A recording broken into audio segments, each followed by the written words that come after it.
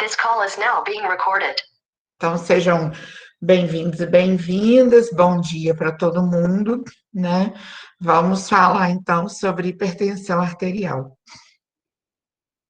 Hipertensão é dessas doenças que, quando a gente fala, né, todo mundo já ouviu falar alguma coisa, algumas pessoas acham que sabem o que é, que não sabem, algumas não têm ideia do que seja, mas no fundo sabem o que é, só não estão ligando o nome à pessoa. Hipertensão é uma doença muito grave no Brasil. Primeiro, porque ela é coadjuvante na maioria, né, dos casos de doença cardiovascular. Então, a grande maioria das pessoas com problemas de coração no Brasil, nos postos de saúde, nos hospitais, nas clínicas particulares, em domicílio, elas também são hipertensas. Então, claro que isso tudo faz parte de uma síndrome, né, que a gente chama de síndrome plurimetabólica, que é desencadeada também pela obesidade, né? Então, geralmente são indivíduos obesos, hipertensos, diabéticos, com colesterol elevado. Mas, pensando aqui só em hipertensão, a maioria, né, um grande número, na verdade, de indivíduos com doença cardiovascular, eles também são hipertensos. E o número de mortes, né, no Brasil por doença cardiovascular, ele é muito elevado também, né? Então, aí a gente tem a doença cardiovascular, o câncer, a doença pulmonar obstrutiva crônica, né, como grandes campeões aí no número de óbitos no Brasil. Claro que a gente está falando em situações típicas, né? Atualmente, eu não tenho essa estatística, e é um achismo, mas eu acho que o campeão, né, em número de mortes no Brasil atualmente é a Covid-19, né, que é a pandemia que a gente está vivendo no mundo todo. Mas, em termos gerais, tirando essa exceção, né, essa situação atípica dessa pandemia, em tempos antigos, né, tempos idos, a gente tinha como grande destaque aí nas mortes, né, essas doenças que eu citei, e algumas outras. Diabetes também configura junto, a obesidade configura porque ela desencadeia outras doenças, e aí a hipertensão ela é importante, né, ser estudada porque a gente vê números crescentes no país, né, vocês vão estudar a epidemiologia da hipertensão, provavelmente lá em Nutrição e Saúde Coletiva, com a professora Renata Leão, que vem substituir a professora Fernanda, né, que está de licença, ganhou bebê no último final de semana, e a partir de semana que vem vocês vão ter aula com a professora Renata Leão. Mas ela é uma doença silenciosa, como a gente vai ver na aula de hoje, é uma doença que envolve uma questão alimentar primordial, que é principalmente o consumo de sal, né? Que é uma das abordagens nutricionais mais difíceis de se trabalhar com os pacientes, porque muda o gosto dos alimentos, mas é uma doença que está relacionada também ao excesso de outros alimentos, né, na alimentação desse paciente, ao excesso de peso, que está relacionado às condições emocionais também, né, o estresse, a ansiedade. Então, quando a gente pensa em pandemia, né, a gente pensa num quadro muito difícil, né, para hipertensão, porque a gente tem estresse, tem ansiedade, tem um consumo maior de alimentos ricos em sódio, como os ultraprocessados, presunto, mortadela, bacon, né, salgadinhos tipo chips. Então, e consumo maior de álcool, não tenho ainda algum estudo, já deve ter saído, para a gente avaliar se houve aumento de peso ou não da população, mas muitas pessoas relatam aumento de peso na pandemia. E para piorar tudo isso, a pressão arterial, ela também é um dos fatores de risco para as complicações da Covid-19. Né? Então, indivíduos hipertensos estão aí no grupo das chamadas comorbidades. E aí, esses indivíduos, eles estão, inclusive agora, aqui em São João Evangelista, em algumas cidades que aderiram aí ao Minas Consciente, que estão seguindo o Plano Nacional de Vacinação, já estão vacinando as comorbidades, né? Diabetes, hipertensão arterial grave, obesidade mórbida, doenças respiratórias comprovadas, como asma, bronquite, né? Insuficiência respiratória, enfim. Então, a gente tem um quadro pior ainda, né? Porque se já não bastasse a pandemia, né, auxiliar na manutenção dessa hipertensão arterial, se já não bastasse as pessoas que são hipertensas terem mais dificuldade de regular a pressão nesse período, ela ainda é um fator de risco para que esse paciente, né, desenvolva complicações sérias da COVID e seja entubado. Então, nada mais essencial do que estudar a hipertensão arterial nesse momento. Mas a gente já estudaria, de qualquer forma, agora no terceiro ano. Nenhuma pergunta, então a gente vai dar prosseguimento. Então, assim, a primeira coisa que eu queria perguntar, e até já falei, mas eu queria saber aqui na turma, algum de vocês conhece alguém com pressão arterial na família ou na vizinhança?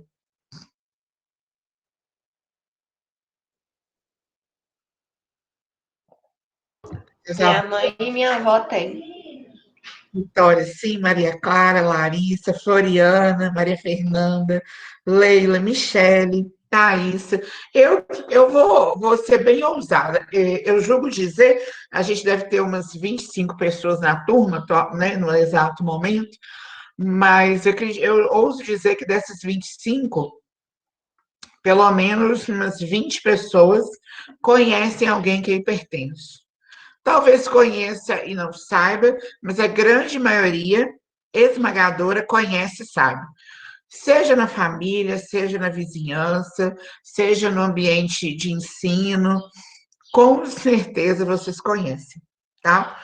Agora, uma outra pergunta que eu queria que alguém me respondesse. Vocês sabem, assim, definir para mim o que é hipertensão? É a palavra hipertensão.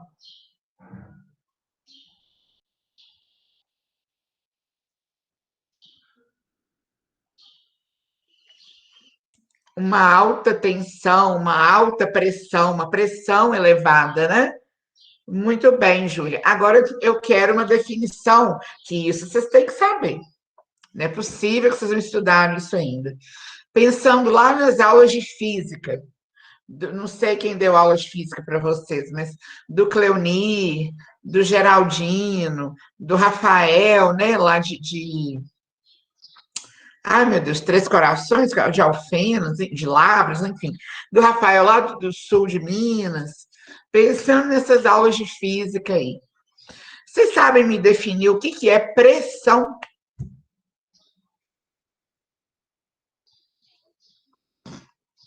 Isso é um conceito da física, tá?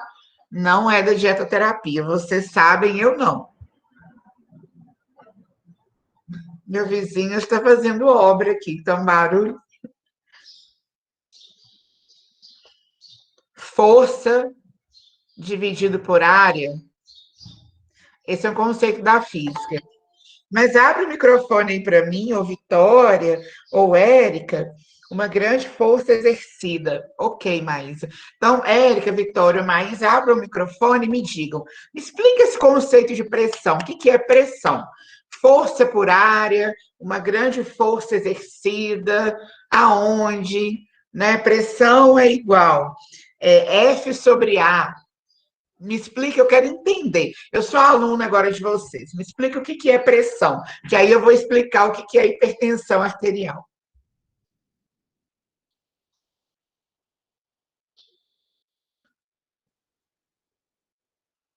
Eu vou escolher uma, então, que vocês estão com vergonha. Abre o microfone aí para mim, Vitória, fala para mim. O que que é pressão na física? Eu quero aprender. Então, Márcia, pressão, né, na física é força sobre área. Então, por exemplo, quando eu tenho uma pequena área, a pressão ela vai ser maior. E aí, quando eu tenho uma área maior, a pressão, consequentemente, vai ser menor. E aí foi, né, já foi feito por Pascal, né, onde ele percebeu isso. Então, tipo assim, força. O que seria isso quando a gente joga no nosso assunto aqui? Seria a questão do acúmulo, né, de gordura que a pessoa tem. Isso faz uma grande pressão, eu imagino, nas nossas artérias, porque são um espaço pequeno, e aí quando vai acumulando muito, faz uma grande pressão. Eu imagino que seja isso. Não é, mas é. Calma, guarda isso que você falou aí para mim, que daqui a pouco a gente vai utilizar. Tá vendo, gente? Quando a gente tem monitora de física na sala, a gente nem precisa pegar esses conceitos assim ordinários da internet, porque eu sou uma pessoa que eu tô aqui, a física está aqui, cada um correndo para um lado. Mas reconheço que é uma disciplina importantíssima, tá, Vitória? É só uma limitação intelectual de mim para com a física. Mas então o que a Vitória explicou está muito certo, eu nem ouso questionar. A pressão, né, quando a gente fala em pressão, a gente está falando de uma força, né, de um vetor numa determinada o quê? Superfície. Então, aí a gente tem a pressão, uma pressão física, a gente tem a pressão de um líquido que está fazendo força numa determinada superfície. Esse é um conceito da física. E por que que a gente precisa dele? Porque a gente precisa falar sobre a pressão arterial. E aí, a gordura, Vitória, vai entrar depois. Mas, por enquanto, quando a gente fala em pressão, então pressão é o quê? Uma força, um vetor de força numa determinada superfície. Pressão arterial é a força que a passagem do sangue exerce na parede das artérias. Vamos imaginar, não sei se vocês têm aí na casa de vocês, mas a grande maioria deve ter uma mangueira, dessas mangueiras que a gente usa para lavar quintal, para lavar, enfim, qualquer coisa, e para molhar jardim, para molhar horta. Todo mundo tem noção, né? Mangueira. Aí, quando a gente liga, né, abre a torneira, a água não sai com uma força grande dentro da mangueira?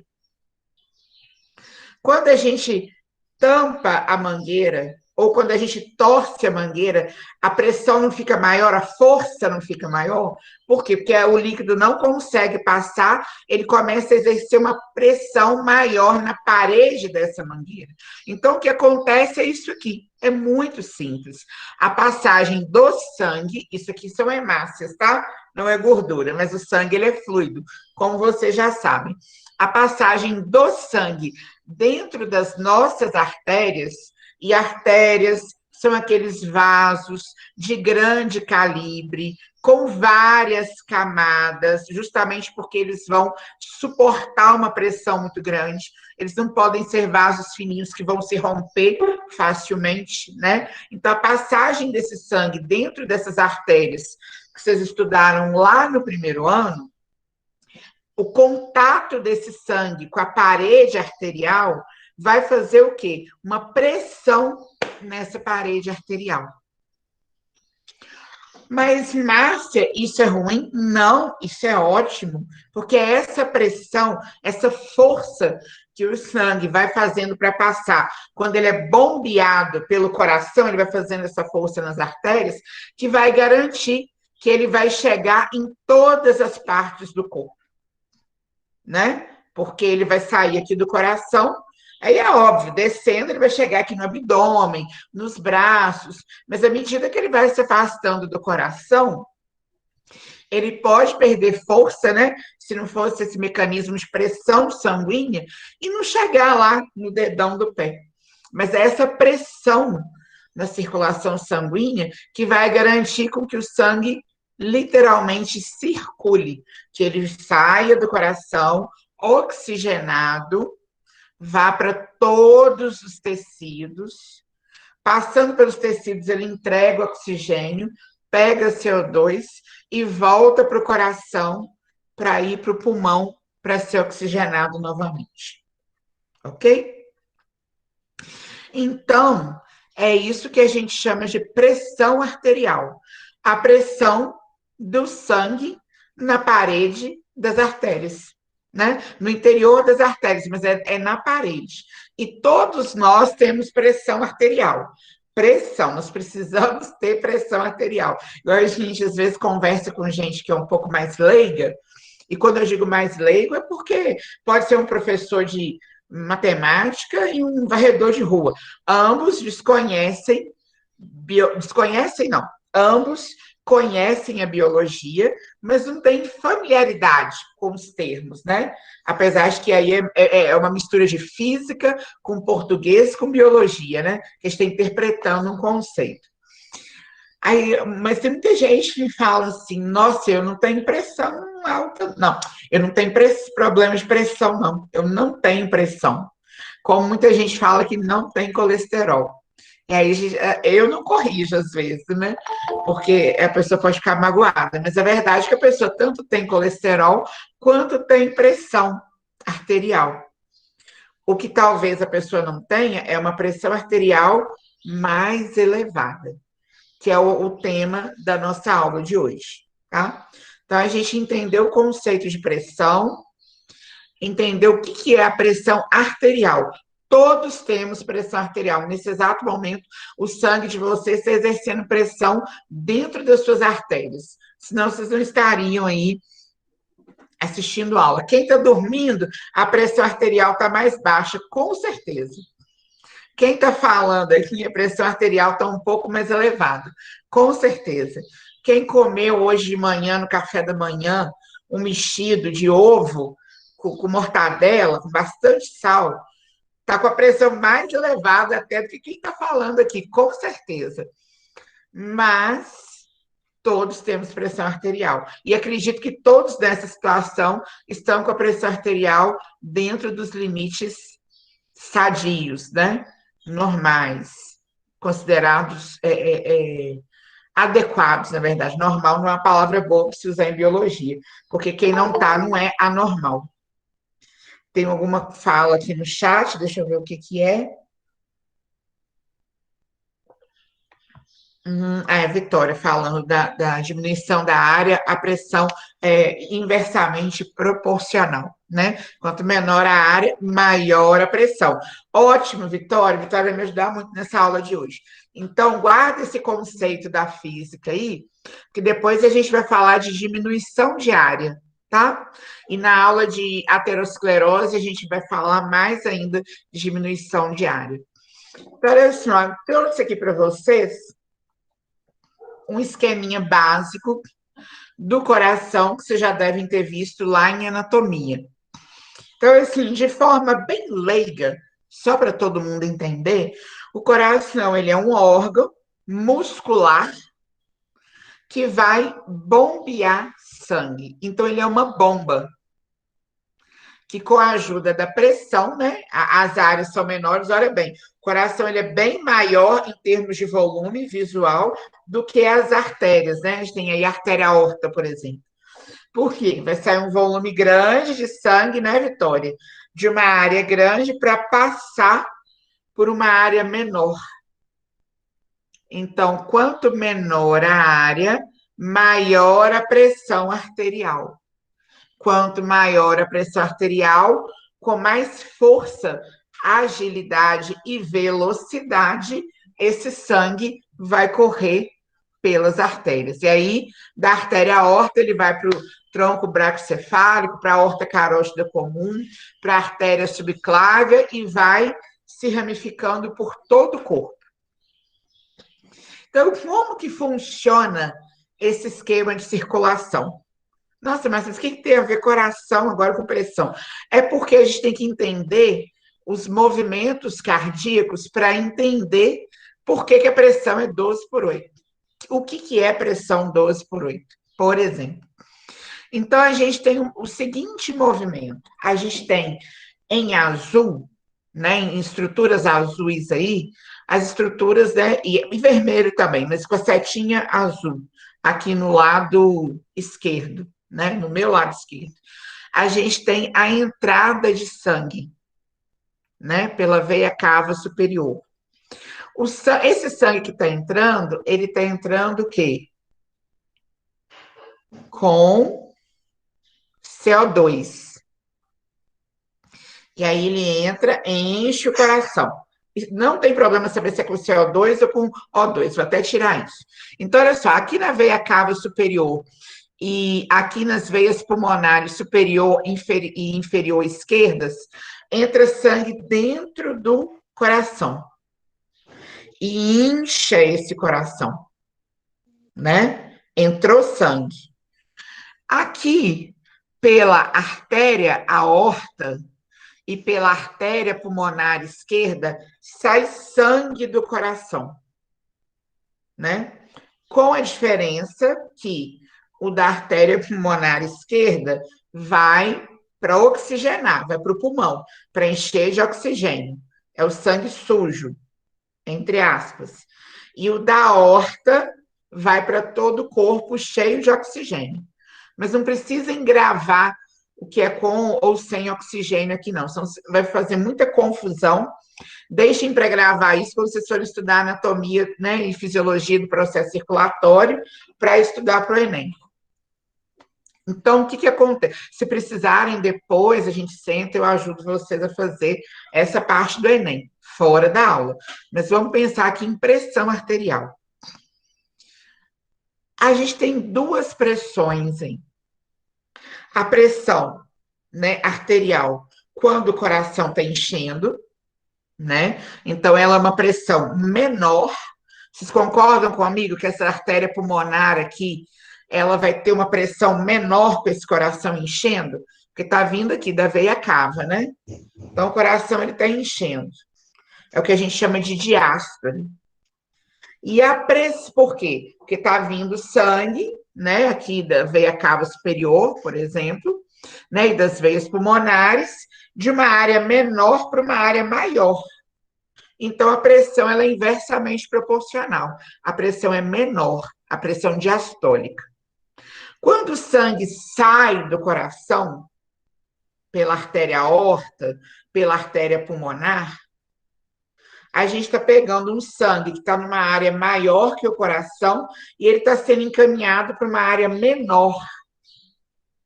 Então, aí a pressão aumenta, não é, Vitória? Daí que a gente tem essas duas pressões arteriais aqui no nosso, na nossa aula, né, para pressão arterial. A gente tem a pressão sistólica e a pressão diastólica, né? A pressão sistólica é a pressão de contração, quando o sangue está saindo do coração. Nesse azul aqui, ele está saindo para ir para o pulmão, para oxigenar, e aqui em vermelho ele está saindo para ir para o corpo, para levar oxigênio para o nosso corpo. Então, eu inspiro e respiro, né? Nesse movimento aqui respiratório, quando eu estou captando oxigênio, entra sangue no meu coração e depois ele vai para a aorta, para ir para todo o corpo. Quando eu faço assim, ó, libero esse ar, tá vindo sangue do meu coração lá para o pulmão e eu estou liberando o CO2 no processo de expiração.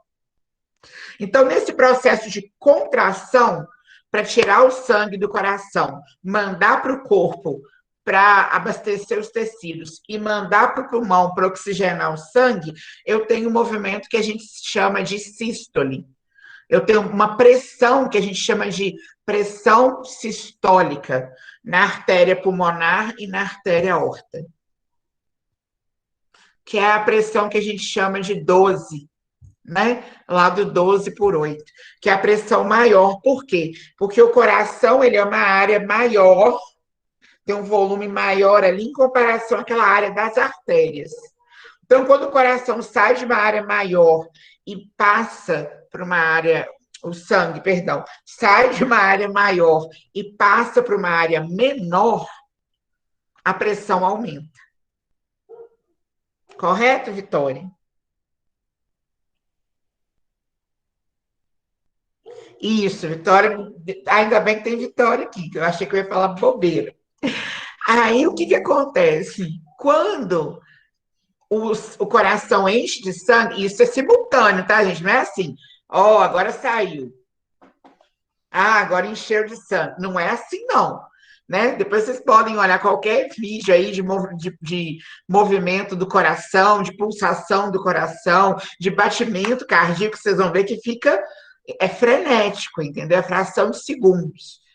E aí, quando o coração se enche, porque como é fração de segundos, ele expulsa, enche, expulsa, enche, expulsa, enche, né? Ao mesmo tempo. Aí o sangue, ele vem de uma área menor, que são aí tem veia cava superior, as veias cavas, as veias pulmonares, perdão.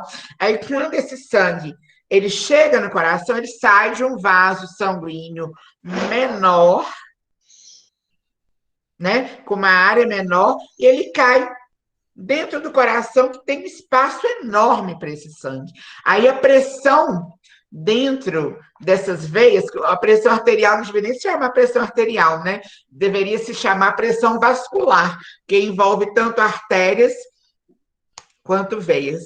Mas aí, assim, quando o sangue sai dentro dessas veias, né, que são bem menores, e cai dentro do coração, que é um órgão maior, a pressão diminui. Que aí é o 8 da famigerada ou famosa pressão 12 por 8. Então, a pressão 12 é o quê? Contração do músculo, para sair o sangue. A pressão 8 é o quê? Relaxamento do coração. E aí a pressão nas veias, não são artérias, pressão nas veias, cava superior e nas veias pulmonares, que a gente viu aqui, né? Elas o quê? Diminuem. Porque está saindo sangue para uma área maior, elas não precisam fazer tanta força para jogar esse sangue lá dentro do coração. Então, a pressão 12 por 8 nada mais é do que 12, a pressão sistólica de contração, né, de saída desse sangue do coração pelas artérias, e a pressão 8 é a pressão diastólica, que é a de enchimento das câmaras cardíacas, diminuindo a pressão nas veias cava superior e nas veias pulmonares superior e inferior. Ok? Vocês entenderam isso? Porque eu estou com a impressão de que essa vez foi a primeira vez na minha vida que eu consegui explicar isso de verdade. Queria até agradecer a ajuda da Vitória também. Talvez seja por isso, Vitória. Não, mas nem Vitória entendeu, que ninguém me respondeu. Que falsa. Ô, Júnior, fala a verdade, que ficou bem melhor esse ano do que no seu ano. Não, melhorou demais a explicação, viu? Assim, fenomenal. Pois é, tá vendo? Me processa. Então tá, que bom que vocês entenderam. Que bom. Se eu soubesse assim, meu estágio tinha sido diferente, né? Mas agora já era. Ô, gente, você nem fez estágio comigo, entendeu? Com quem você fez estágio? Nem condenado. Hã? Trabalhei igual um condenado no meu estágio, Márcia. Depois te conto direitinho como é que foi. Você fez estágio em restaurante, né? Não, foi o BS. O BS? Ah, mas não fui eu que orientei, então deixa pra lá. Não, infelizmente. Então, continuando. Tá vendo, gente? Vocês são a nata da nata. O Júnior tá aí sobrando, que não teve uma aula dessa. Pois é. Tá vendo, Carlos, como é que ex-aluno trata a gente? Espero que vocês não me tratem assim. Mas continuando, então, que o Júnior tá escondidinho aí. Seja bem-vindo, Júnior. A gente vai agora dar sequência no que realmente importa sobre hipertensão arterial. Agora que a gente já entendeu. Por quê? Esse 12/8 aí, gente, ele é muito utópico, né? Porque eu tenho certeza, nós falamos assim, qual que é a medida de pressão arterial? Todo mundo fala 12/8. Quando a gente vai numa farmácia, que não é muito confiável, e o cara está com aquele aparelhinho analógico, ele está com a preguiça, ou a moça do balcão, aí vai, aperta, aperta, aperta, aí olha para você, se você for jovem, magro, com cara de saudável, ele vai falar assim, 12/8. E aí a gente sabe que é muito difícil encontrar uma pressão 12/8, porque essa é uma medida, uma estimativa do que seria, assim, o ideal, o ótimo. Mas a gente sabe que a pressão vai variando, até porque essa pressão sistólica e diastólica, ela varia ao longo do dia. Então, quando a gente acorda, na hora que a gente acorda, deitado na cama, você pode aferir, vai dar uma pressão X. Você levanta, anda, vai ao quintal, rega a horta, faz um café, lava a vasilha, liga a TV, assiste o jornal, passa raiva com a vacinação que não anda, a sua pressão sobe. Depois você senta para dar aula, espera os alunos demoram. Mentira, a pressão não sobe, não, essa pressão normaliza. Depois você começa a dar aula, fala, gesticula, aí a pressão sobe de novo. Mas, claro, tudo dentro do que a gente chama o quê? De uma faixa de normalidade. Então, essa pressão sistólica e diastólica, ela vai variar. O que a gente vai falar na aula de hoje é que ela tem uma faixa de normalidade e a gente vai tratar dos pacientes que ultrapassam essa faixa, que ultrapassam esses valores do 12/8, que vão além do 12/8, mas numa tal condição que vai prejudicar o sistema hemodinâmico. Ou seja, hemo se refere ao quê? Ao sangue, ao comportamento hidrostático desse sangue dentro do corpo, ao sistema circulatório, vai prejudicar a irrigação tecidual, vai prejudicar as artérias, né, que vão suportar essa pressão sanguínea e vai gerar complicações nesses pacientes. Tá? Então, no final das contas, o que era biologia virou tudo uma questão de física. Agora, só Deus para saber como que eu vou explicar isso sendo péssima em física. Eu acho que eu vou pedir. Eu já ia falar assim: o que Beatriz está agradecendo? Eu acho que eu vou pedir Vitória para me dar umas aulas de física. E todos os outros da turma, né? Da turma A, da turma B, que tem mais gente bom de física, eu tenho certeza. Então, vamos lá. Já que a gente viu tudo isso, todo o conceito, desde o que é pressão, o que é hipertensão, o que é pressão arterial, né? A gente vai conceituar, aliás, hipertensão arterial não, o que é pressão e hipertensão. Agora a gente vai conceituar hipertensão arterial, né? Quando a gente fala de hipertensão, a gente está falando de pressão arterial elevada, né? Então, como conceito de hipertensão arterial, a gente está falando de uma doença crônica. E o que é importante? Não transmissível.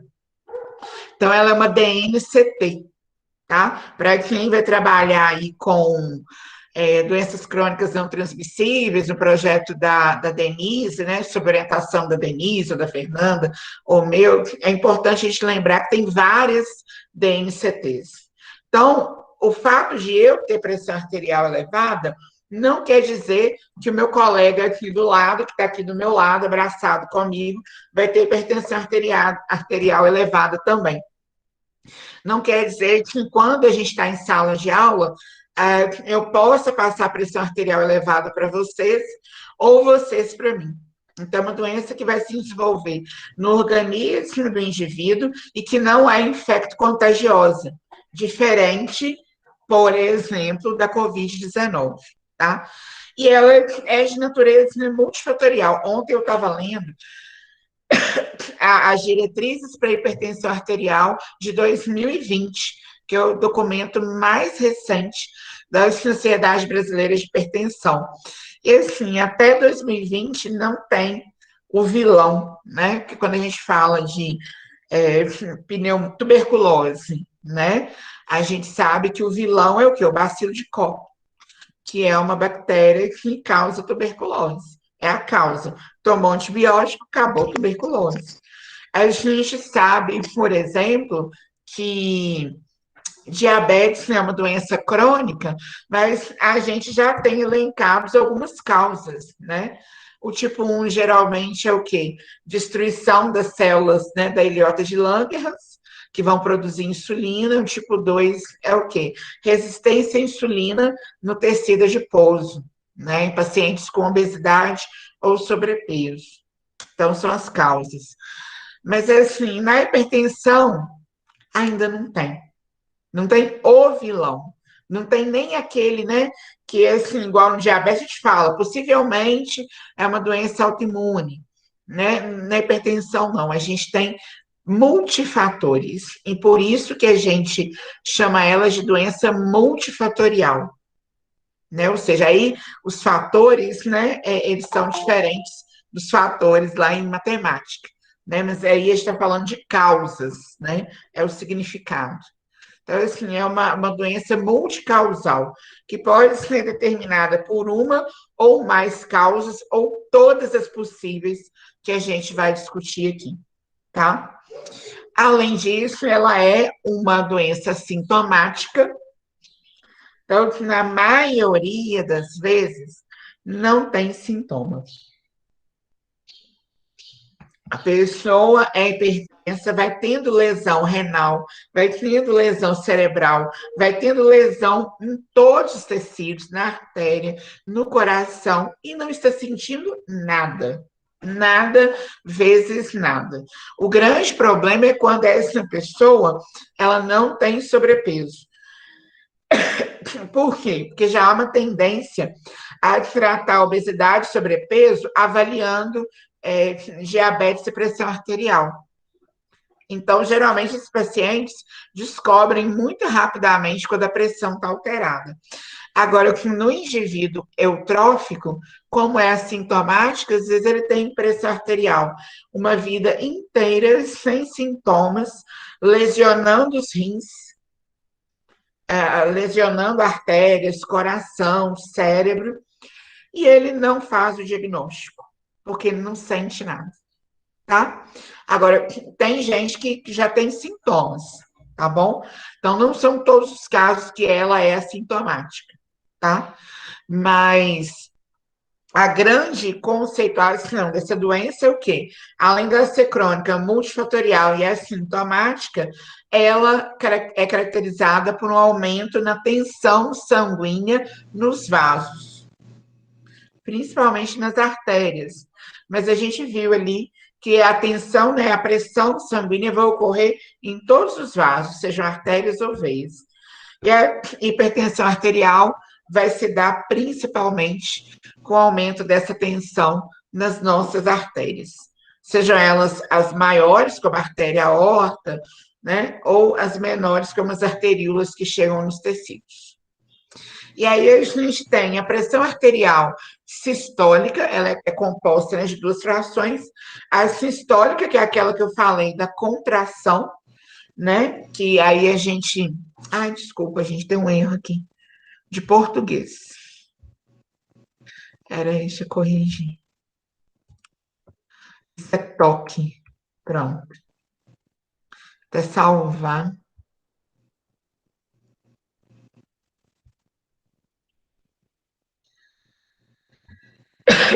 Que é a pressão diastólica, né? Para caracterizar como hipertensão, ela tem que estar superior a 140 milímetros de Hg, que é a força, né? Essa medida de Hg é milímetros de mercúrio, que é a força da pressão para subir lá, né, na coluna de mercúrio. Por isso que a gente utiliza essa medida. Depois, Vitória conversa mais sobre isso. Pressão atmosférica, ao nível do mar, em regiões mais elevadas, que isso é física, tá? Não é minha praia. E a pressão arterial, inclusive, Vitória, se eu tiver falado alguma besteira, me corrija, tá? Antes que o Cleoni e o Geraldino apareço aqui na porta, e o Charles, né, que é um novo professor novo, o Cleonil, o Geraldinho e o Charles, apareço aqui na porta da minha casa com um facão para cortar minha cabeça fora. E pressão arterial diastólica, que ela tem que estar superior a 90 milímetros de Hg. Tá vendo como aquela pressão 12/8 ela é bem utópica, bem fantasiosa? Ou seja, até 140/90, essas variações de pressão, elas são o quê? Ok. Tá? Claro, quem tá lá com 13/8 tá no limite, né? Tá assim, não tem aquele meme? Não me empurra, não, que eu já tô na beira, não sei, para fazer uma loucura, uma doideira. Eu morri de rir, uma musiquinha. Então, assim, quem tá no 13/8 tá igual aquele meme, tá lá na beiradinha e o sódio tá aqui atrás, pronto para dar um chute nele, ele cair lá no precipício, né? Mas a gente não pode dizer que é um indivíduo que é hipertenso. Alguns documentos, né, recentes classificam, né, esse paciente como pré-hipertenso. Mas, mesmo assim, hipertenso ele ainda não é. Tá? As causas, já falei, multifatorial, e a gente pode falar que ela é associada a fatores de risco. Então, assim, existem fatores de risco que vão desencadear, ou melhor, podem desencadear o surgimento da hipertensão arterial. São eles: genética, idade, sexo. Tem um erro aí, faltou um ponto e vírgula, peraí, vou corrigir. Etnia,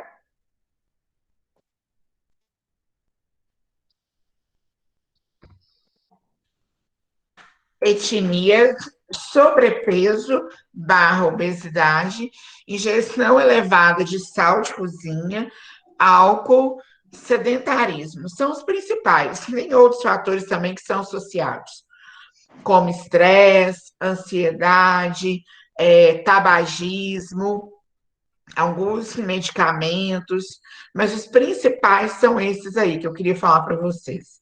Então, assim, genética. Pessoas que têm hipertensos da família, parentes hipertensos, progenitores, né, pai ou mãe hipertensos, avós hipertensos, eles têm maior probabilidade. A probabilidade que vocês estudaram lá com o Tiago em matemática, ou é no terceiro ano? Agora eu não sei, porque eu estudei na minha época, há mais de 20 anos. Agora. No segundo ano. Vocês estão estudando agora? Vai começar segunda-feira. Então, assim, vocês já podem falar lá com o Tiago. Tiago, dá exemplos de probabilidade ligada à hipertensão, à doença crônica. Vou falar com ele para colocar uma questão na prova de vocês sobre doença crônica.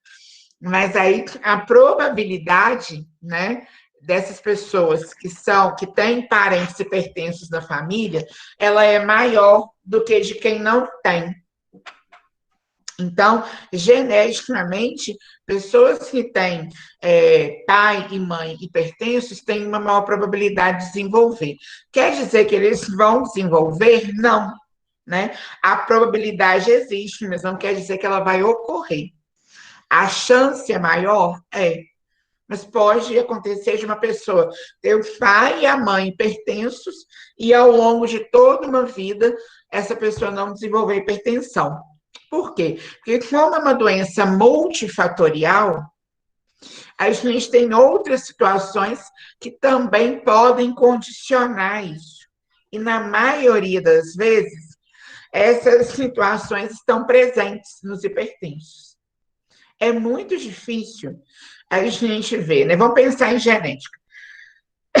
É muito difícil a gente ver uma pessoa que o pai e a mãe é hipertenso, por exemplo, ou o pai é hipertenso, mas é um indivíduo jovem, é um indivíduo do sexo feminino jovem, é um indivíduo branco, é um indivíduo magro, é um indivíduo que não come muito sal, é um indivíduo que não bebe e faz exercício.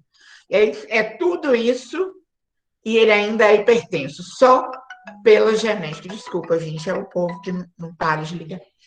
Então, assim, é muito, muito difícil. Perceberam? Agora, idade.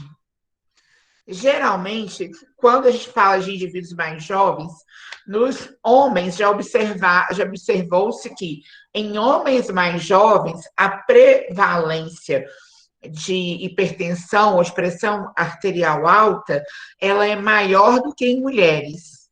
Mas quando a gente vai envelhecendo, a prevalência de hipertensão arterial aumenta na mulher, muito em função dos outros fatores também, né? Porque aumenta o peso, porque tem alterações hormonais, vem a menopausa, e aí influencia também a pressão arterial. Então, assim, quando a gente pega a idade, a gente tem maior prevalência de homens jovens com pressão mais alta e de mulheres mais velhas com pressão mais alta, tá? Ah, mas assim, dizer que não tem homem mais velho com pressão arterial elevada? Tem. Mas, assim, não é a idade, provavelmente, que está interferindo na pressão dele ali. É a genética, a etnia, sobrepeso, álcool, cigarro, estresse, consumo de sal, sedentarismo, muito provavelmente, tá? Então, assim, a idade, ela vai interferir mais nos indivíduos mais jovens. Aí, se eu tiver um indivíduo que o pai é hipertenso, que é homem, e que ele seja jovem, que ele é negro e que ele não pratica exercício físico, ou que ele é obeso também, mesmo jovem, pode ser que ele tenha pressão arterial elevada nessa fase, tá? Sexo, né? Já falei dessa questão da diferença, né? Que em homens a gente vai ter essa predisposição maior quando jovem e na mulher maior quando adulta. Mas lembra dos outros fatores. Etnia. Os estudos já comprovam a pressão arterial elevada, a prevalência ela é maior, né, em indivíduos negros. E aí, quando eu falo negros, eu estou falando de indivíduos pretos e pardos. E por que é importante a gente falar essa diferença? Geralmente, em outros aspectos, eu não falo, né? Eu não corrijo. Mas aqui é importante porque é uma questão de saúde. Em que sentido? Eu sou um indivíduo que sou o quê? Preta. Tem gente que me reconhece como morena. Não sou preta. Tem indivíduos que têm a cor mais escura do que a minha. Eles também são pretos. E tem indivíduos que têm a cor mais clara do que a minha, mas não são brancos. Eles são pardos. E aí tem muitos indivíduos que têm a pele um pouco mais clara do que a minha, mesmo com traços, né, de cabelo, nariz, enfim. Mas assim, tem a pele mais clara. E eles não se identificam como pretos. Se identificam como brancos e não são. E qual que é a questão disso? Tirando a questão social, né? Que assim, eu não vou entrar no mérito aqui de discutir racismo, preconceito, né? Isso aí a gente discute no outro momento, quem quiser bater papo. Mas assim, pensando em biologia, indivíduos pardos, né, frutos de famílias brancas que se miscigenaram com famílias pretas, eles carregam também, né, genes, né, dos indivíduos negros. E isso aumenta o quê? A predisposição a ter hipertensão arterial, porque entre indivíduos pretos, a predisposição é maior. Então, mesmo que você não seja preto, que você não seja retinto, que a sua pele não seja muito escura, se você tem descendentes que são pretos, você pode ter esses genes que condicionam, que favorecem esse risco de hipertensão arterial elevada, e você pode desenvolver hipertensão arterial em alguma fase da sua vida. Ou você, ou sua mãe, ou seu pai, tendo essa característica. Então, o que é importante a gente entender a nossa origem, né, étnica, não racial, étnica. Porque a gente pode carregar alguns genes que vão condicionar ao surgimento de algumas doenças. Nossa, Márcia, então quer dizer que quem é preto é pior porque tem predisposição à hipertensão? Não, porque quem tem descendência judaica também tem uma predisposição absurda para doenças intestinais, como a doença de Crohn e a colite, e o câncer de intestino, desenvolvido a partir delas. Aí quer dizer que quem é branco e judeu é pior porque tem essa predisposição? Não. Na verdade, isso é biologia. Em algumas etnias, alguns genes são favoráveis a algumas doenças, em outras etnias, favoráveis a outras. Ok? Agora, a questão do preconceito, da discriminação racial, ela é social, não é da natureza. Entenderam? Então, por que etnia é importante? Se você tem pai, ou mãe, ou avô, ou bisavô, ou tataravô, ou um primo distante que seja preto, negro, né, pardo ou preto, você tem uma probabilidade de, em algum momento da sua vida, desenvolver hipertensão, mesmo que o seu fenótipo seja branco. E aí vem um conceito da biologia, né? Genótipo, que é o que está no gene, no seu DNA, está lá na sua estrutura genética, e fenótipo é aquilo que é expressado na natureza.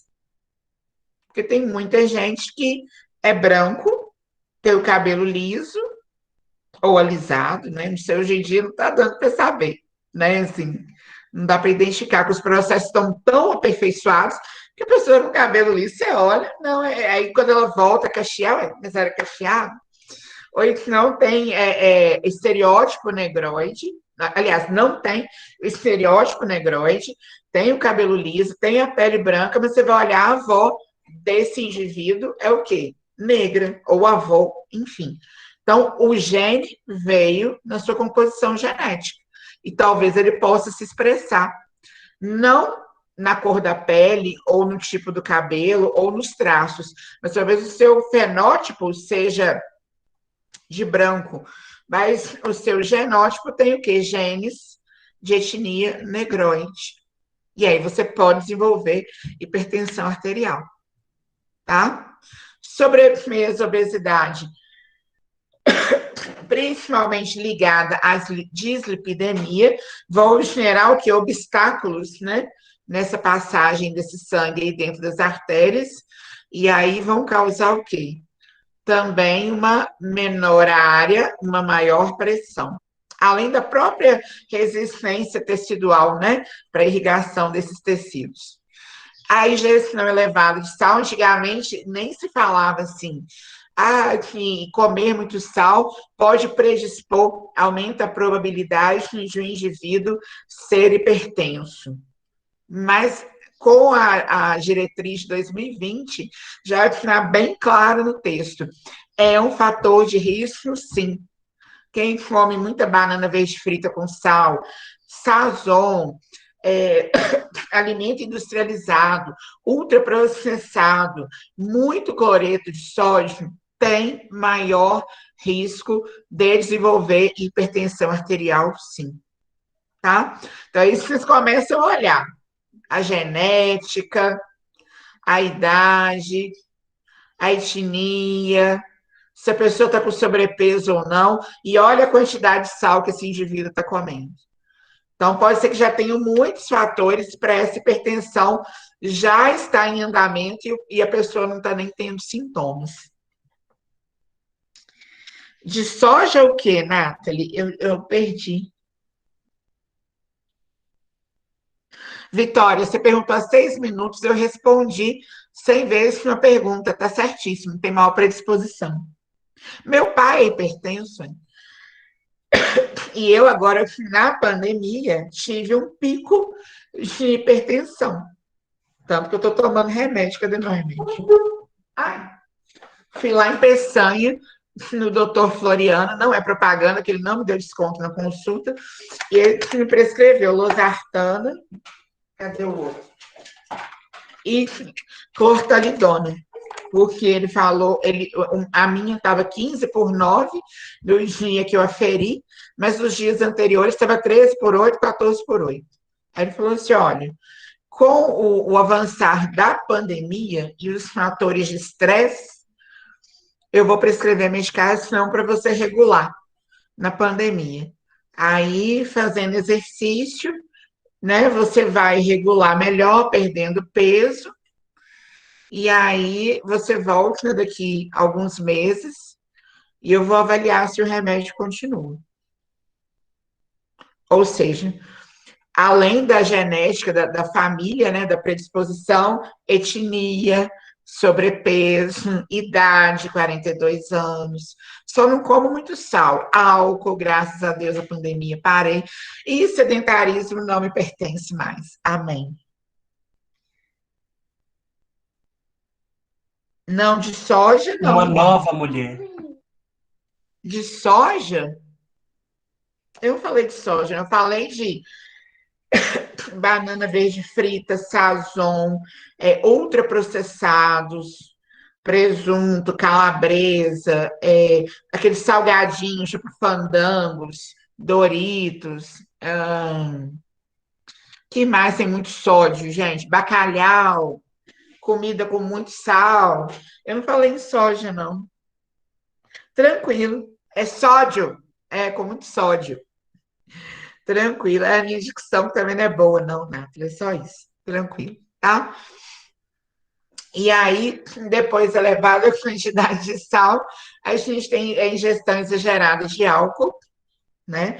Que é um fator predisponente, e o sedentarismo, tá? E eu não sou sedentária desde, eu acho que desde setembro de 2020. Setembro? Não, mentira. Desde maio de 2020, porque eu comprei uma esteira. Deixa eu ver se dá para mostrar ela daqui. Espera aí. Pior que eu não vou saber mudar. Ah, eu acho que eu mudei a câmera. Vamos ver. Mudei. Tá lá, ó. Lá no fundo da sala. E agora, além da minha esteira, eu também morro lá na academia do Vitinho, não fit. E eu faço propaganda dele, não me dá nem R$ 1 de desconto. Continuando. Agora a gente vai ver a classificação da pressão arterial. Então, a gente tem aí, nas primeiras linhas, o que a gente classifica como indivíduos que estão o quê? Saudáveis, eutróficos, né? Então, a gente tem, o que seria a ótima? Uma pressão arterial menor do que 12/8. A minha hoje aferi de manhã 11/7, graças a Deus. E a losartana, mentira, é o exercício que eu faço todo dia. Normal, menor do que 13/85, ou 130/80, 13/8,5, ou 130/85.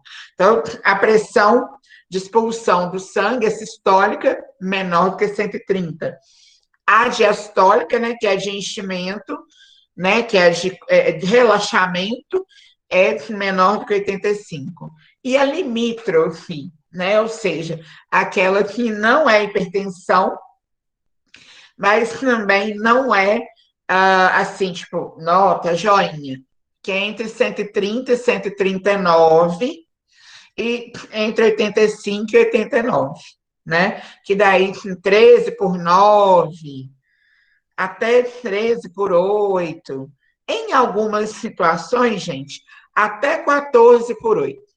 Tem que avaliar que tipo de situação.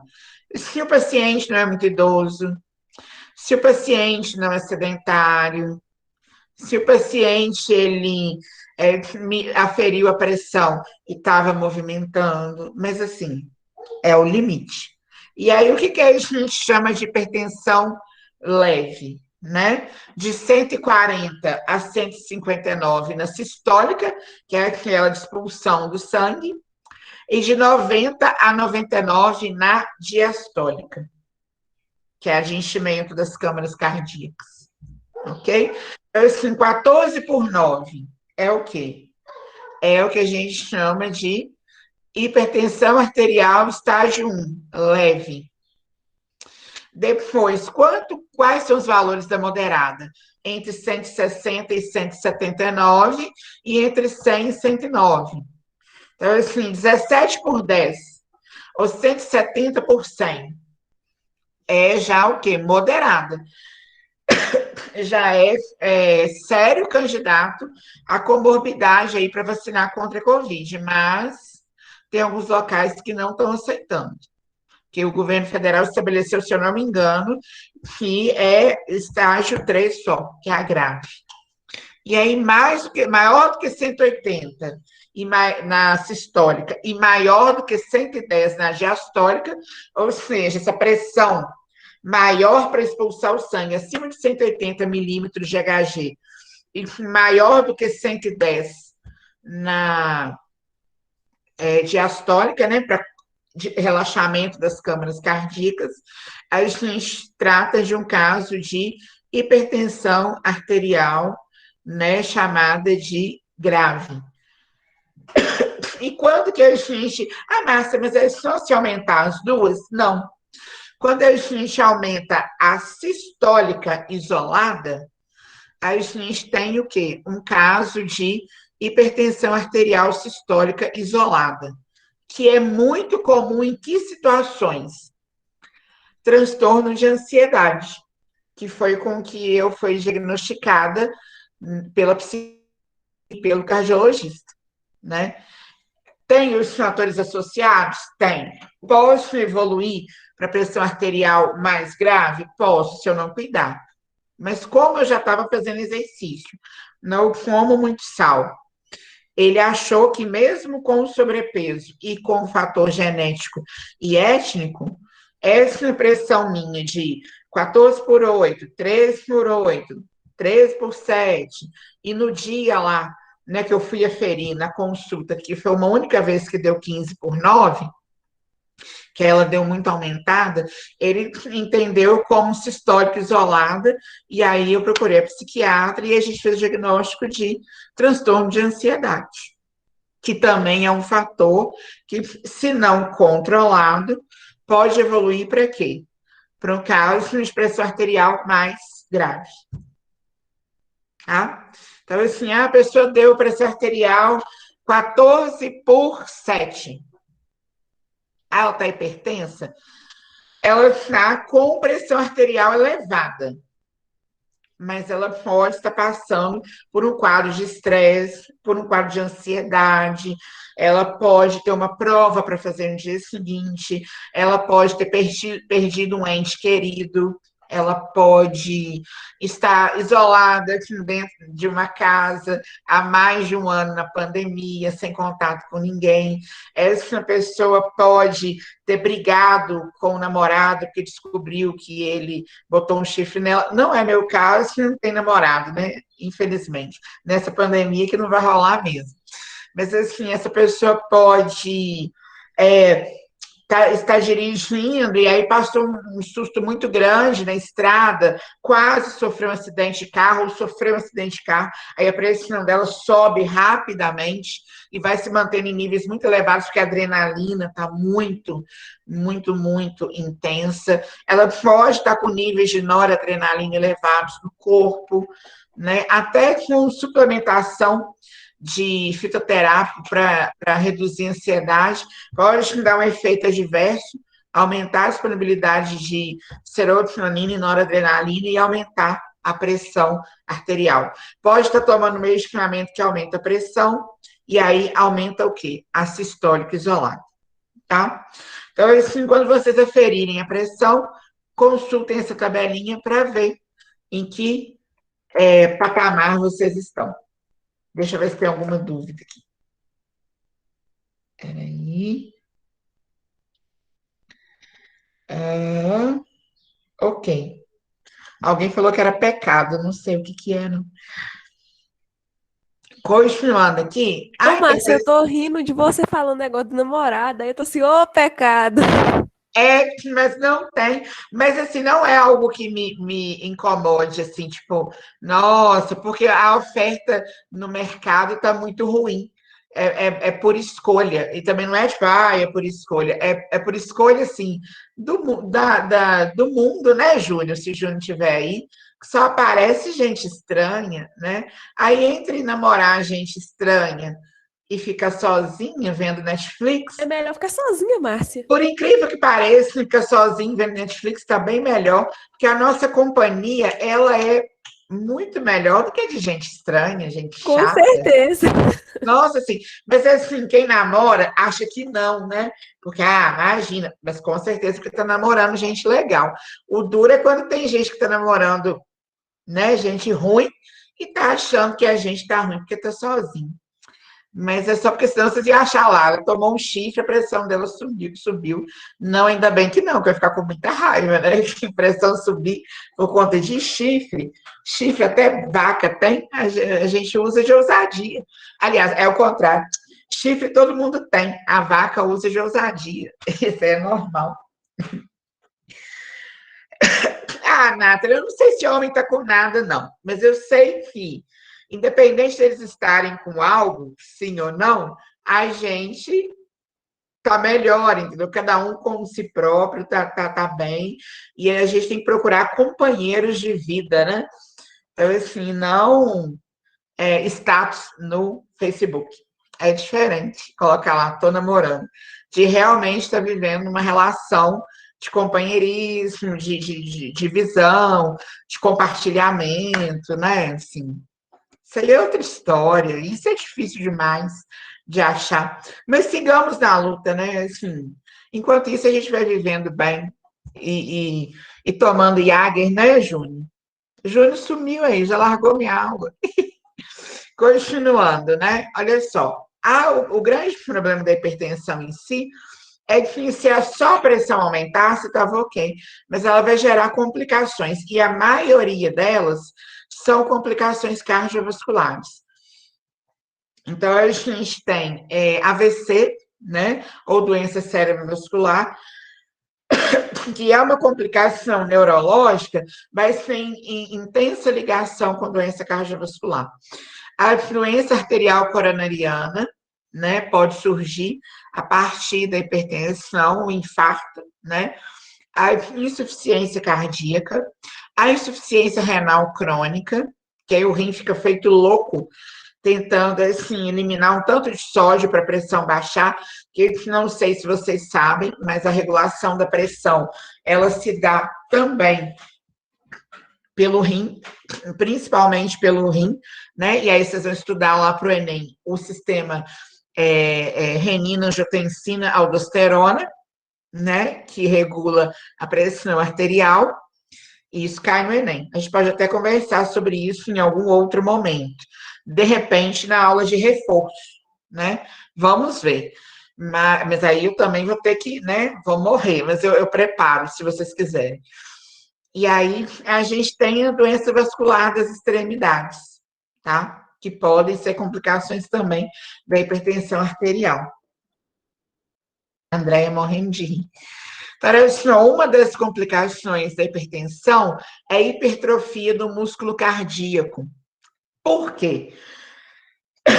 Lembra que Vitória falou que quando a área é menor, a pressão é maior? Aí, nesse caso, tem alguma coisa que está assim, diminuindo a área dessas artérias, diminuindo a vazão desse sangue. Então, quando a pressão é maior, é sinal de que o músculo cardíaco ele está trabalhando mais para tentar jogar esse sangue com maior pressão.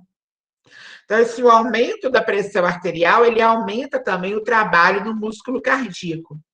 E aí, quem faz academia, me responda. Quando a gente coloca o músculo para trabalhar com mais força, com mais atividade, com mais agilidade, quando a gente dá uma sobrecarga maior para o músculo, o que acontece com ele? Respondam aí para mim no chat, que eu vou pegar água. Estou aguardando as respostas, hein? Quando a gente aumenta a sobrecarga do músculo cardíaco, o que acontece com ele? Cardíaco não, de um músculo qualquer. Vou lá na academia, aumento o peso que eu estou levantando lá com os meus músculos. E aí acontece o que com ele? Ele hipertrofia, muito bem, Érica.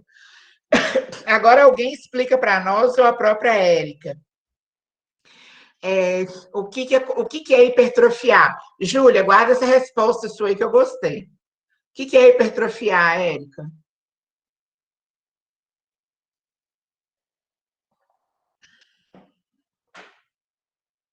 Hiper muito, já gostei da resposta. É quando, tipo assim, você destrói para você construir um maior. Não sei, acho que é mais ou menos isso. Não. Vou explicar, Larissa, a diferença entre AVC e infarto. Ó, Érica começou bem, hiper muito. E trofia? É um aumento da tensão dos músculos cardíacos? Não, gente, vamos pelo significado das palavras. Alguém procura para mim o significado de trofia aí. Crescimento. Então, quando um músculo qualquer, ele hipertrofia, ele cresce muito. Por isso que quem vai à academia, né, há muitos anos, e tem predisposição genética para isso também, que tem uma diferença, mas enfim, todo mundo cresce o músculo. Por isso, quando você vai fazer musculação, o seu músculo cresce, né? Quando a gente começa a ir à academia, você vê, eu tô gorda, mas eu já percebo que minha coxa está diferente, meu quadril, meu braço, minha disposição, até o meu alongamento melhorou. Por quê? Porque vai eliminando gordura e vai crescendo o músculo. Até aquele comediante que faleceu, coitado, Paulo Gustavo, falava, né? Você tá lá na esteira, tá fazendo musculação, aí você aumenta o músculo, mas se você não fizer uma esteira, o músculo fica embaixo da capa de gordura, porque ele cresce, mas a gordura fica ali em cima. Então, esse hipertrofiar o músculo é fazer o músculo crescer. Então, quando o coração bombeia muito sangue para sair pelas artérias, quando a pressão está muito grande, porque ele tem uma resistência à passagem desse sangue, e aí esse indivíduo está hipertenso, o coração dele começa a bombear muito mais, começa a trabalhar mais, e aí ele hipertrofia. Ou seja, o músculo cardíaco cresce. E olha que curioso, esse coração aqui foi cortado do meio, assim. Pegaram um coração, vou usar um maracujá de exemplo. Gente, não tem nenhuma faca, mas enfim, perto. Cortaram o coração o quê? No meio. É um coração aqui em pezinho. Cortaram ele no meio. Aí, quando olharam ele de frente, aqui assim de frente, o que a gente observou? É o coração de um hipertenso. O lado que mais cresceu, ó, foi esse lado aqui, que é o lado esquerdo, né? Que é justamente o lado onde o sangue sai na artéria aorta. É justamente o lado, né, que o sangue vai sair com maior pressão. Então, é o lado que vai ficar o quê? Tentando bombear com muita força para sair esse sangue, porque ele está encontrando algum tipo de resistência. E se vocês observarem, olhem o lado direito, tá? Que é esse lado menorzinho aqui. Tá vendo a setinha? Aqui tá bem delgado, aqui é o buraquinho do quê? Do ventrículo. Tá bem fininho, porque ele não tá com tanta pressão assim para liberar o sangue lá para a artéria pulmonar. Mas o lado esquerdo, que está bombeando sangue com muita pressão para todo o corpo, está muito hipertrofiado. Aí essa musculatura começa a ficar muito grande, o músculo cardíaco fica muito hipertrofiado, e aí eu quero que vocês façam uma analogia. Vocês já viram aquela galera que faz levantamento de peso, halterofilismo, que levanta muito peso, que fica muito musculosa? Já viram? Já, né? Ok, gravem essa imagem na cabeça. Vocês já pensei numa coisa para o ano que vem, para colocar aqui. Vocês já viram aquela galera que faz balé? Ou então nado sincronizado, que também trabalha bastante a musculatura. Sim, né? Então, assim, quando você pega um cara que faz levantamento de peso, um halterofilista, igual o Sylvester Stallone, e você pega uma mocinha, ou mesmo um rapaz, é porque eu não sei se tem nada sincronizado para homem, agora na Olimpíada eu vou descobrir. Mas assim, pega uma mocinha que faz dado sincronizado. Os dois têm músculos desenvolvidos, não tem?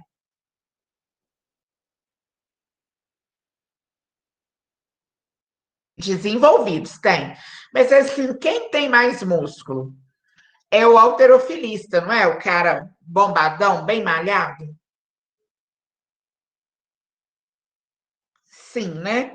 Agora, me explica, vocês acham que quem tem mais liberdade de movimento, quem consegue se movimentar melhor, é mais maleável? A menina do nado sincronizado ou o halterofilista? A do nado sincronizado. Por quê? Porque ela tem uma musculatura desenvolvida, mas não é uma quantidade de músculo muito exagerada. Agora, o halterofilista não. O halterofilista está igual a esse coração aí. Ele está cheio de músculos, e aí, quando esse coração começa a ficar muito hipertrofiado, ele começa, a contração dele vai ficando difícil. Por quê? Porque ele não consegue fazer aquele movimento de contração do músculo cardíaco com facilidade. O movimento dele não está mais maleável. Está enrijecido, está duro, o coração fica endurecido. E aí o paciente começa a bombear sangue com mais dificuldade. E aí ele entra no processo de quê? De insuficiência cardíaca. Tá vendo? Por quê? Porque a pressão arterial dele está elevada, sobrecarregou o coração e ele não consegue mais bombear sangue adequadamente. Tá? Obrigada por quem respondeu. Espero que vocês tenham entendido. Complicações da hipertensão arterial, uma delas é o AVC. Tá? Por quê? Geralmente desencadeado por uma obstrução de uma artéria cerebral. Mas em pacientes hipertensos, essa artéria vai ser obstruída, geralmente pode ser por um trombo de sangue, tá? Pode ser por um trombo gorduroso, né? Solto lá da aterosclerose, tá? Mas é um trombo. Eles são, né, bolinhas, assim, esferas de sangue, um trombo de sangue, por exemplo. Ele chega numa artéria e o trombo é muito grande, ele entope a artéria cerebral e não consegue passar. Isso, por si só, já aumenta a pressão do paciente. Porque quanto menor a área, né, Vitória? Maior a pressão. Então, assim, tem menos área para o sangue passar ali, porque tem uma obstrução, a pressão vai aumentar. Quando o paciente já é hipertenso, essa pressão aumenta exageradamente. E aí essa artéria, ela se rompe. E aí o cérebro começa a sangrar, e a gente tem o que se chama de acidente vascular hemorrágico. E aí essa área que está em cinza aqui é a área que aquela artéria ia irrigar com sangue. Mas ela se rompeu e começou a extravasar. E ela não irrigou. E aí o que acontece? Essa área do cérebro morre. E se for uma área muito extensa, além das complicações, né, do AVC, como paralisia de um lado, dificuldade de fala, às vezes até perda da visão, a pessoa pode o quê? Morrer. Ok? Então, Mariana que perguntou, quando a gente fala em AVC ou AVE, que seria até o termo mais atual, que é acidente vascular encefálico, né? Outro ponto da biologia, né? A gente discutia a diferença entre cérebro e encéfalo, mas fica para aula de reforço. A gente está falando de uma obstrução numa artéria do cérebro, que pode gerar isquemia, que ela pode não romper, mas assim, ela vai matar essa área do cérebro do mesmo jeito, ou pode gerar uma hemorragia, que aí a artéria ela estoura, ela arrebenta, começa a sangrar, inchar o cérebro, e essa área que precisaria receber sangue não recebe e acaba morrendo, tá? Então, assim, o AVC é isso. Mas lá na aula de infarto que a gente vai ter, que na verdade é dentro de aterosclerose, eu vou falar mais de AVC, tá? E o infarto, Mariana, e demais, é a mesma coisa do AVC, só que no coração, tá? Então, assim, é uma obstrução numa artéria, no caso do coração, da coronária, que pode ser na coronária esquerda, na coronária direita, pode ser no ramo anterior, pode ser no ramo circunflexo, porque assim, o coração ele é cheio de coronárias, né? Igual vocês viram lá nas aulas práticas de anatomia com a Fernanda. Então, assim, é como se fosse esse maracujá e meus dedos aqui fossem as artérias coronárias. Então, elas saem da aorta e vêm aqui e fazem isso com o coração. Entendeu? Elas irrigam o coração em todos os lugares. Aí vocês pensam, gente, mas o sangue não está dentro do coração, Márcia? Tá, mas o que está dentro do coração é dentro da câmara cardíaca. O sangue que ele precisa vai para a aorta se ramifica em coronárias, as coronárias irrigam o coração, tá? Fico aqui do lado de fora, irrigando o coração. E aí o que acontece? Alguma obstrução acontece nessas artérias, aumenta a pressão arterial, essa artéria ou continua obstruída e dá uma isquemia, ou ela começa a se romper e também provoca um processo isquêmico hemorrágico, gerando o quê? Um infarto. Ok? Um paciente, Júlia, o paciente com hipertensão tem a mesma chance de ter um ou outro, de ser infarto ou AVC, Júlia? A mesma. Não tem, a gente não pode falar assim, ele tem mais chance de infarto. Não. Tem a mesma chance. Muito próxima, tá? Mesma chance. Agora, assim, os possíveis sinais e sintomas da hipertensão. Por que assim, eu estou falando em sinais e sintomas, fazendo aspas bem gigantes e irônicas? Porque eu já falei que ela é assintomática, né? Então, assim, é muito comum que esses sintomas só venham, assim, numa fase mais grave da hipertensão, tá? E eu mesma fui olhar a minha pressão, porque eu estava com dor de cabeça, que é o primeiro sintoma aí.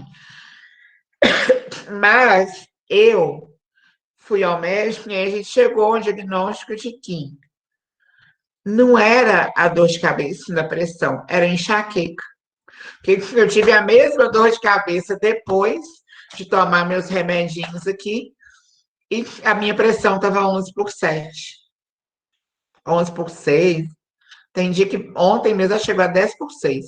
Fui dormir, acho que era 9 horas da noite, 9h30, sei lá. Então, assim,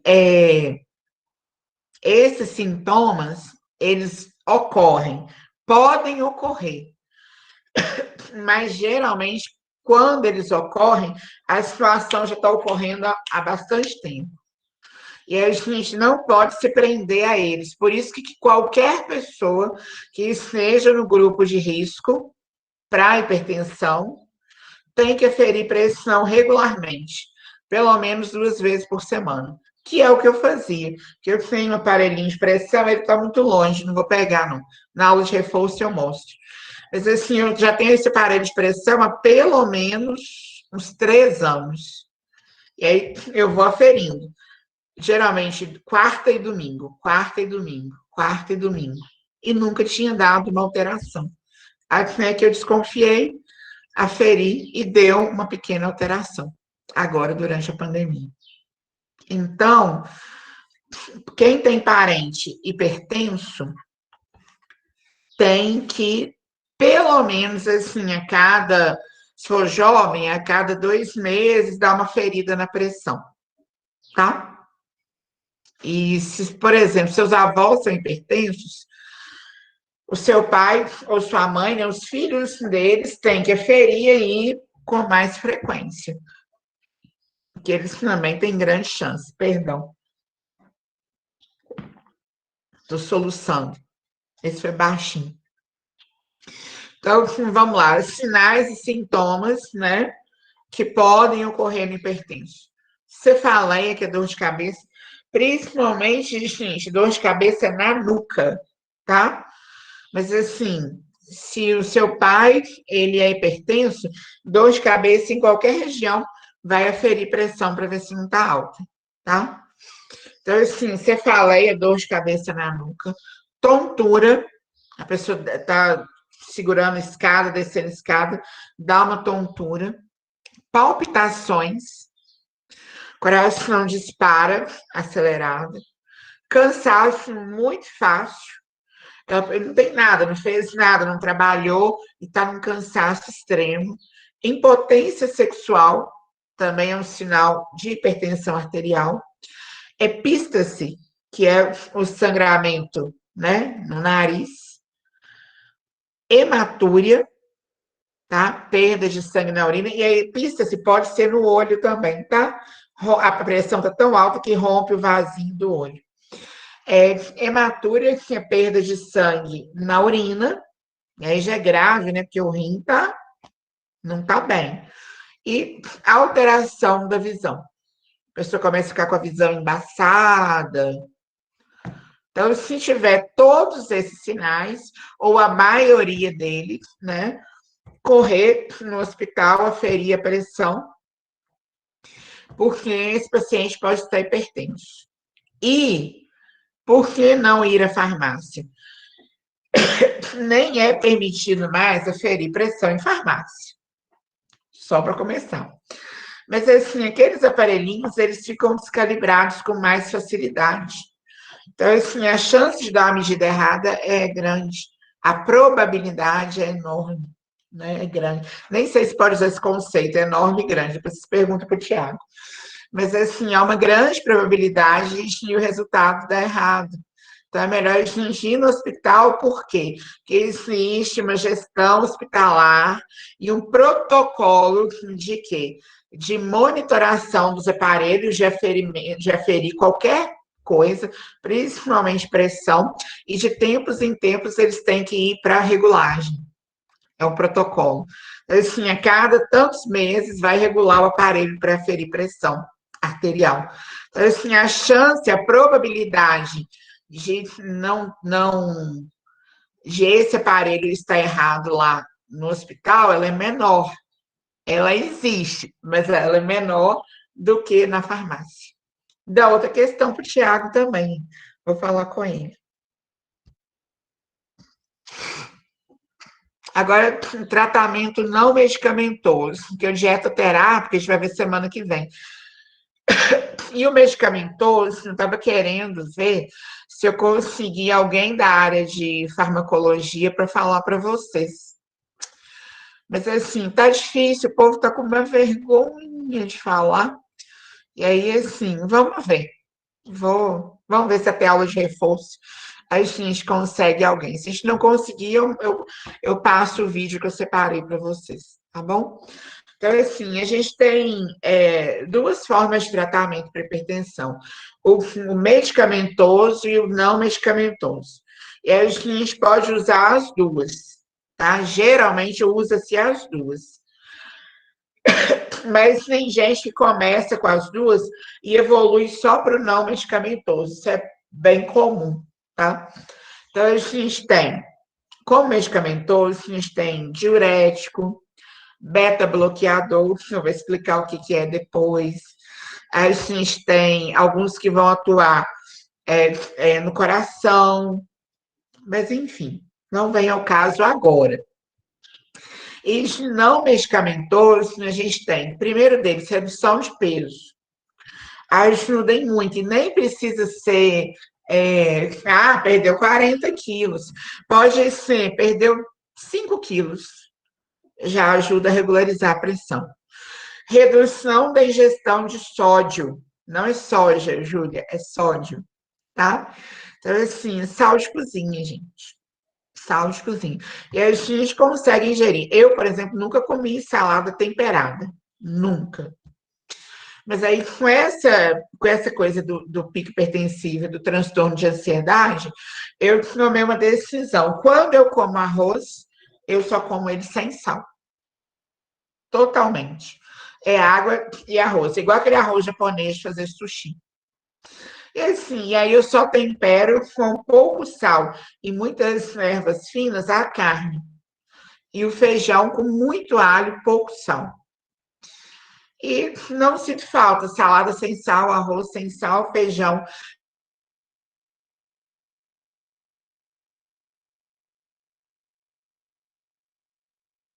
O problema é quando faz uma coisa diferente, né? Faz uma canjiquinha. Aí eu como, mas como eu já comi ao longo do dia, tudo sem sal, né? Que é possível. Essa canjiquinha, e como eu faço exercício e tomo medicação, minha pressão não altera em nada. No sentido de extrapolar o que é máximo, tá? Exercício físico regular, né? Hoje mesmo eu vou lá, morrer. Ai, misericórdia. E abolir o tabagismo. Eu não fumo, mas muita gente fuma. Aí tem que parar de fumar. E diminuir a ingestão de colesterol e gordura saturada.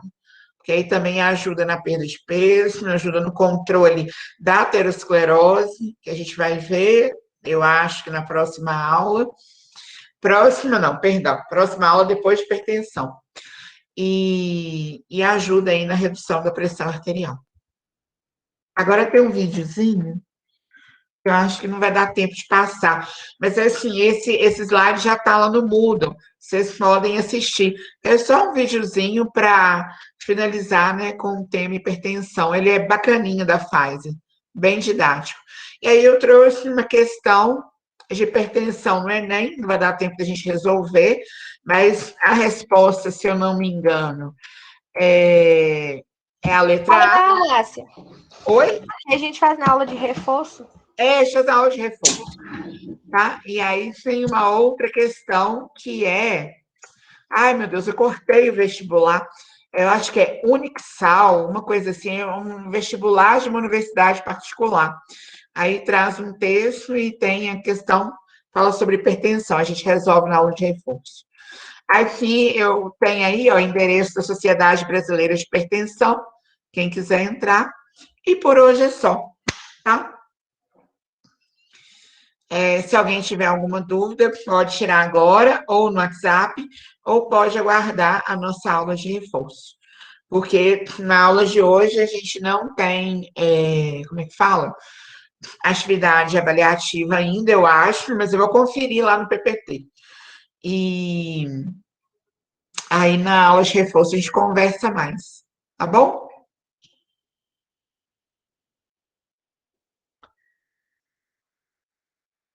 Ô, Márcia, na hora que você estava apresentando, você falou de um estudo recente de diabetes, que é o mais novo, alguma coisa assim?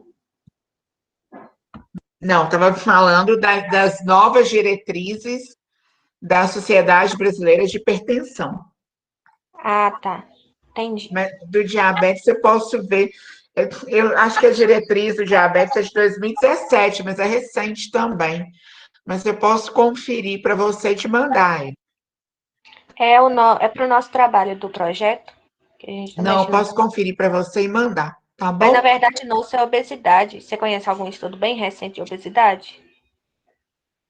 Ai, não, mas eu também posso olhar lá na Abeso e mandar, tá? Tá bom, obrigada. De nada. Floriana perguntou aqui se a pessoa que é hipertenso está tomando os remédios para continuar com dor de cabeça.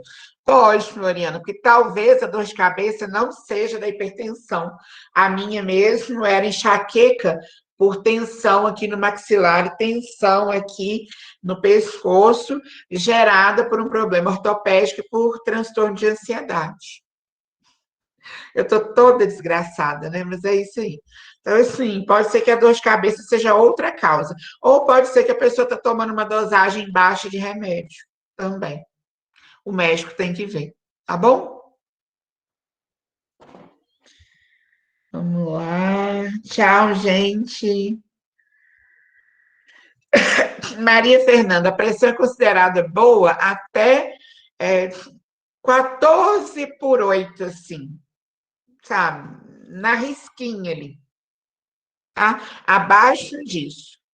Acima disso já é hipertensão, tá? Oi. Ah, tá. Você está perguntando menor do que 12/8. Ah, aí varia do indivíduo, mas geralmente até 10/7. E mesmo assim, esse indivíduo vai estar bem, sabe, abatido, bem cansado.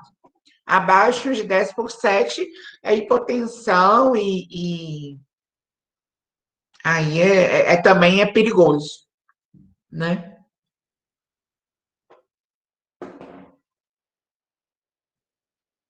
Ok. Tchau, gente. Beijo para Ô, vocês. Márcia, Oi, Júnior. toma vacina logo pra eu ir te visitar, que raiva. Ai, agora só quando os professores vacinarem, junho. Mentira, vai demorar muito? Falaram que era junho, mas De 2022, né, no caso. eu tô achando que é. Para de gravar aí pra poder falar mal do governo. Não fala mal do governo, não. Eu posso ser exonerada. Ah, é verdade. Vamos lá pro Zap.